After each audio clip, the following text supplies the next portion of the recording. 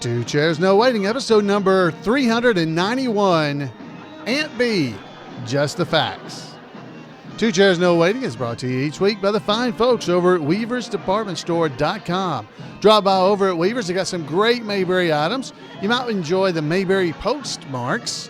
That's a bunch of note cards, postcards that you can send to people with all kinds of Mayberry stuff on the front. If you don't like that, head over and check out the Mayberry Trivia book by Scott Hopkins. Great book. It's got 1,500 trivia questions. And don't forget to get your 2017 Andy Griffith Show calendar over at weaversdepartmentstore.com. Two Chairs No Waiting is also brought to you by donations from listeners like you. Hello, everybody. I'm Alan Newsom, your host for Two Chairs No Waiting, and it is awesome to be in Mayberry with you. I just spent this past weekend in, Troy, North Carolina, doing a Mayberry event with our good buddy Jeff Branch, who puts on that event in Troy. And a bunch of tribute artists were there. The big person that was there was Maggie Peterson, Charlene. And I don't mean big, I mean a star, not big. Anyway, don't start any rumors. But Maggie was awesome. She was great.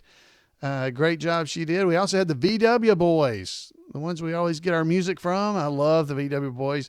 They are so fun to listen to and just hear. They're the ones that play our background music like this. That's the VW Boys. I want to thank them for allowing me to play their music here on the podcast. And I want to thank them for just letting us be a part of their show this past weekend. It was a great event. The Mayberry stuff and the VW Boys just go hand in hand. And so it was great being with all my Mayberry friends. Missed everybody that wasn't there. I got to meet several folks that enjoy the podcast. I want to thank them for coming up and saying hi to me. And it was just a lot of fun. So this week, what we're going to be talking about, because I realized that I didn't think it was that long ago, but we've been doing this podcast a long time, I guess, because I realized that, back in, April the 10th, 2012, we did an episode called Andy, Just the Facts. And before that, I believe I had done one Barney. I did Barney first. So it was episode number 183, Just the Facts, from back April 10th, 2012. And I did 179 that was Barney, Just the Facts. And, I thought that was kind of recent that I had done these things until I started looking back and realizing, oh my goodness, it's been that long. Because my intent had always been to do a series of podcasts about some of the Mayberry facts. That's Mayberry frequently asked questions. Okay, so if y'all have never seen that, if you head over to mayberry.info, if you're at mayberry.info, there is a section there that says Mayberry FAQs.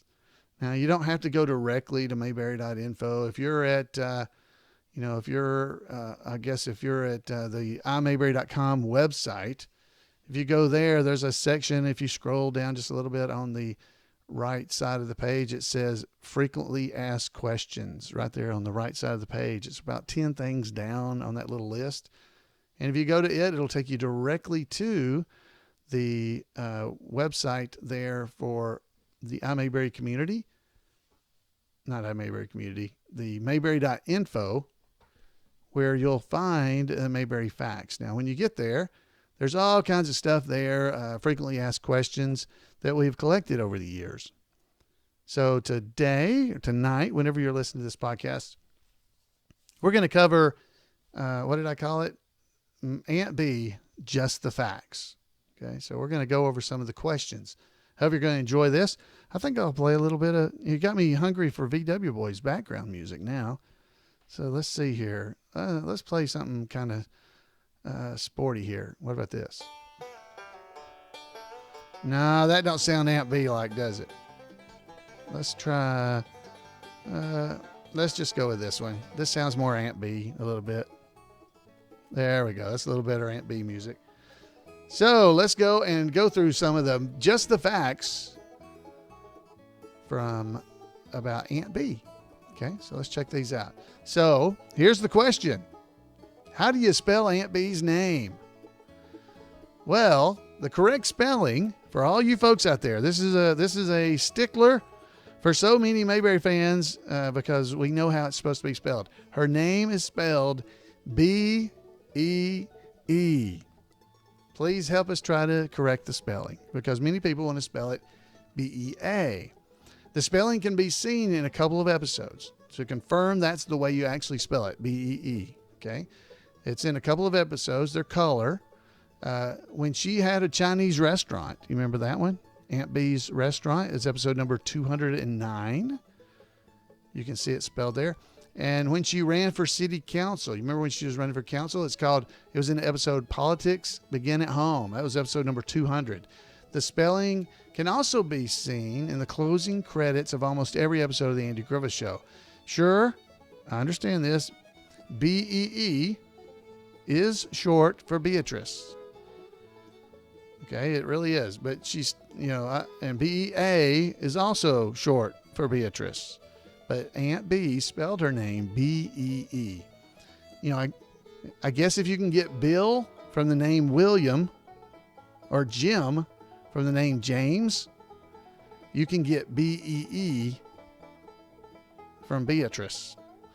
So B-E-E, B, is listed as a short form of Beatrice in the name book. It's a book you can look at, the name book. It lists the names for expecting parents. B-E-E is listed as a short form of Beatrice as well. So you can have it B-E-A. I know there are people that do it that way, but trust me, Aunt B spelled her name B-E-E. All right, so that was a little pet peeve issue there that I notice a lot. The people whenever I see anybody spell it B-E-A, I go, oh yeah, they're not big enough fans. They don't know how to spell her name. So don't be one. All right, next up. This is a good one. Aunt B speaks the lines in an episode. She speaks these lines. Mum's my name. Silence is my game. Tick-a-lock. In which episode does she speak these words? Oh, where does she talk about them? This is almost like a trivia question, but it's not. Those lines come up. They come from episode number 111, Andy's Vacation. That's where they come from. Mum's my name. Silence is my game. Tick-a-lock, she says, and makes the motion like she's locking her lips. Okay. It's on Andy's vacation when Andy decides to head up into the mountains by himself for a few days. The dialogue goes something like this. Andy says, remember now, not a word about where I've gone. And Aunt B says, silence is my game. Mum's my name. Tick-a-lock. Something like that. Sounds a lot better. Barney also says tick-a-lock in High Noon in Mayberry, and Otis says it in Hot Rod Otis. Thank you to Paul Mulick, our trivia expert, for giving us some of that information right there. So that's a good job, Paul. Great job. Let's see. Let's go to our next question here. Not question, but frequently asked question. This one is, Aunt B one time said Opie was coming down with a pip. What is the pip? That is a great answer. And let me tell you, we got this answer right from the horse's mouth, from the writer of the episode himself, Harvey Bullock. He says, Dear Alan, a dedicated Andy Griffith Show person wrote you referring to the scene at the dinner table in Opie the Birdman, wherein Opie seems to have lost his appetite. Actually, he's distraught about the bird he killed. And Aunt B does her best to minimize by saying about Opie, probably just has the pip. And the question is, what is the pip? Is what Harvey says. Well, here's his answer. He says, I first heard the word from my wife who grew up in Michigan. I thought it was a hoot. I couldn't wait to get it into an episode. She says it's a catch-all word for any general malaise, a lethargy, if you're lethargic, almost anything like that. If there wasn't a medical term for anyone's ails, you could say your sick friend had the pip, P-I-P is the way it's spelled, and you had the situation covered nicely. Yeah, he's got the pip. It's also in the lyrics of a good old country song called Life Do Get Just Don't It. Life to get just don't it. Life to get Anyway, I don't know the country song, so you guys can tell me how it says it. It's actually spelled life to get T just don't it. I don't know what that stands for. But that's what it says. I'm reading it. Anyway, that is the answer from Harvey Bullock, the writer of Opie the Birdman. So that's what the pip is. It's a word his wife came up with or used to indicate any kind of illness that there's no medical term for it. So if you're kind of feeling sick and you don't know what it is, you say, I got the pip. So now use it every day and it'll become a part of your language. There you go. All right. Okay, here's the next one. Aunt Bee was Andy's father's sister. Okay. Because they have the same last names. So Aunt Bee Taylor must have been Andy Taylor's father's sister. Got that? So Andy's daddy and Aunt Bee were brother and sister. Since Barney's last name is different, but he still calls Bee Aunt, his mother was probably their sister as well. Is that true? Well, okay, let's check this one out. Here's what we say. Now, not quite, okay? So we learn in Aunt Bee's Invisible Bow that Aunt Bee is not Barney's aunt. We're told that. Because he says, if she is my aunt, I don't know what I do, okay? Because he says, boy, for the life of me, I can't figure you out, Andy. If Aunt Bee was my aunt, I wouldn't be staring out windows. I'd get in the car and drive straight over to Mount Pilot. I'd get into that, get that Hendrix out in the alley and pow. Okay, that's what he said. So Aunt Bee's not really Barney's aunt. In other episodes, Barney refers to his mother's side of the family as if Andy does not know them, doesn't know them at all. Okay. For example, a good example is in Cousin Virgil, when Barney says, you're really going to like my cousin Virgil. He comes from my mother's side of the family. They're the fun ones. Okay. So the correct relationship must be this. Andy's mother is the sister of Barney's father, assuming that they are first cousins. Okay. So that's our theory right now.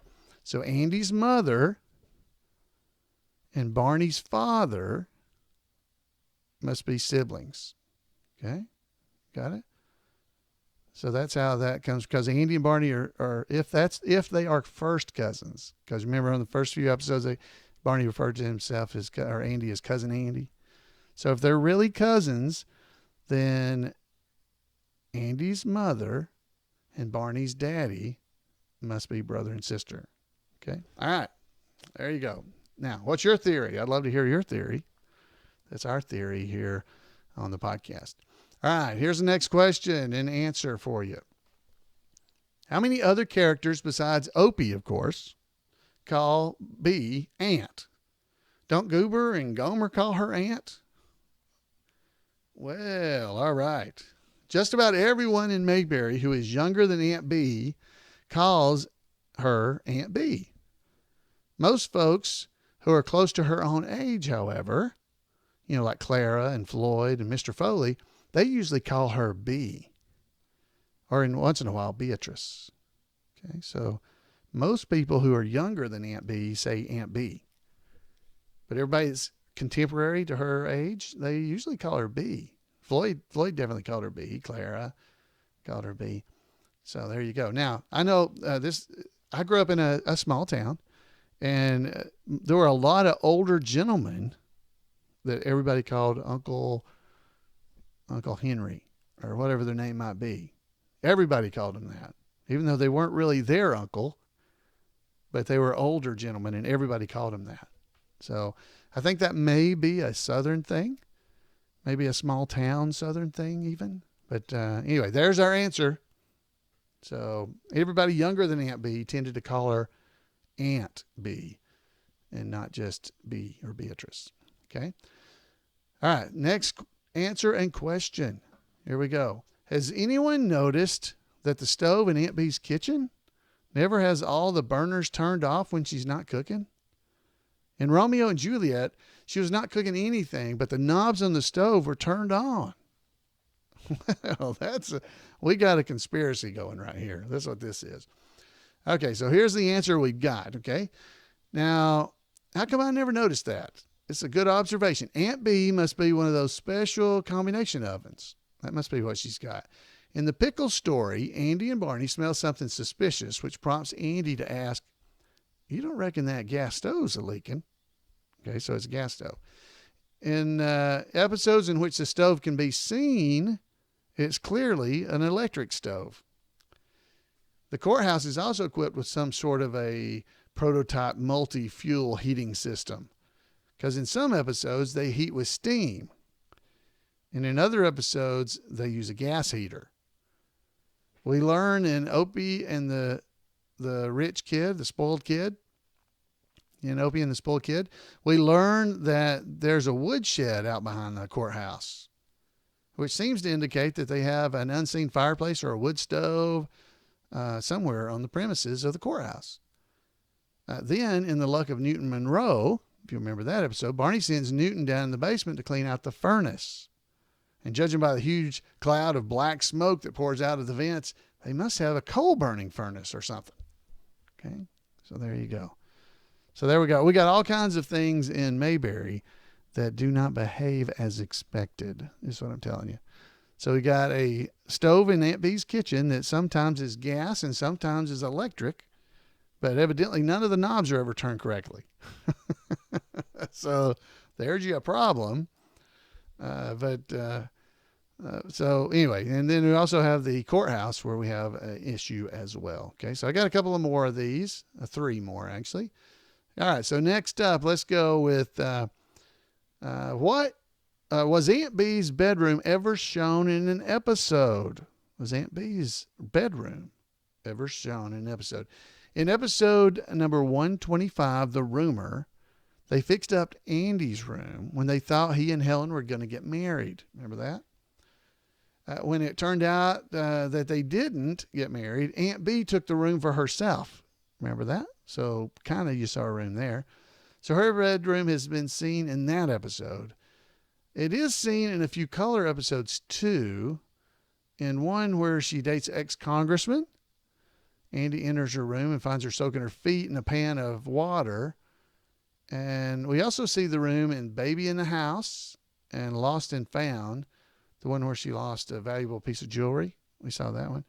And we also saw it, and I can't remember the name of the episode, but when Otis was crawling around down on the ground and Aunt Bee heard him, she got up out of bed and opened the window, and he started meowing like a cat, and she threw a pot of flowers on him or something. Remember that? That's another time we actually saw her bedroom. So those are the only ones I can think of. Can you think of some more? Folks, all these questions and answers, they are on the Mayberry Facts there at mayberry.info, and it is a wiki like Wikipedia. So it's like you can actually sign up to be a member of the wiki, and you can change these. You can fix the answers. You can add to the answers and help me provide more and more information. Got 2 more questions. All right, so next up, what was it that Andy and Barney thought Aunt Bee's marmalade smelled like? Remember that? That was after she had been making those bad old kerosene cucumbers. All right, so what was it that Andy and Barney thought it smelled like, the marmalade she'd been cooking? Barney asked Andy if he'd been painting. Remember that? But he didn't specify exactly what he thought he was smelling. It must have been smelling turpentine or something like that. That's what I think it was. But he didn't specify exactly what it was, but he did think Andy had been painting. And he might have thought it was paint thinner or paint itself, or maybe some mineral spirits or something else that you use when you're painting. Then Andy thought the smell was something like model airplane glue. You know, he thought maybe Opie had been there, which prompted Barney to ask, ammonia? So they couldn't figure out what this smelled like, Aunt Bee's marmalade. Finally, Andy wondered aloud, I wonder if that gas stove's leaking. That's where that comes from. That last guess wasn't too likely since the stove was electric, as we just said. So those are some of the examples of things. And you'll remember Andy opened it up and found it. You know, it was Aunt Bee's marmalade. So they went from everything from ammonia to airplane glue to maybe turpentine or something like that. Great episode. Great ending there of that episode. All right, and our final question, our final answer, whichever way you want to look at it. All right. I've noticed Aunt Bee sings Chinatown in several episodes. How many was it? Aunt Bee sang Chinatown in several episodes. How many did she do that? Well, I think you'll find that there are 3. Okay, there's 3. Aunt Bee's Medicine Man, Aunt Bee the Swinger, and Aunt Bee's Restaurant. And the last, she confides to Andy that is her favorite song. Okay, so that may be why she sang it. Chinatown. So Aunt Bee's Medicine Man, which is the one we all tend to remember, because she's sitting there going, dun, dun, dun, dun, dun, dun, dun, dun, bouncing up and down. You remember that? You can see her bouncing there and playing the keyboard or the piano. That is awesome, by the way. Anyway, so it's Aunt Bee the Swinger. She also did the song and Aunt Bee's Restaurant, which was a Chinese restaurant. Makes sense. Chinatown. Folks, I hope you enjoyed some of this. This is Aunt Bee, Just the Facts. It's always fun for me to just go and relive some of these moments. I hope you guys enjoy them. There's all kinds of facts out there on the website. I want to invite you to go and check it out, and I'd love to hear from you. If you've got questions, you can send them in, and we'll try to add them to something like this. We'll add them to the facts page so more people can know the answers. But folks, I always enjoy hearing from you. You can call me at 888-684-8415. Or you can send me an email at floyd@imayberry.com. I'd love to hear from you. Just as a quick note, there won't be a live episode, may not be an episode at all next week. I'm going to be heading to Mount Airy and celebrating Betty Lynn's 90th birthday in Mount Airy. So I'll give you a full report when we get back. So until next time, folks, y'all have a great Mayberry week, and we'll see you here on Two Chairs.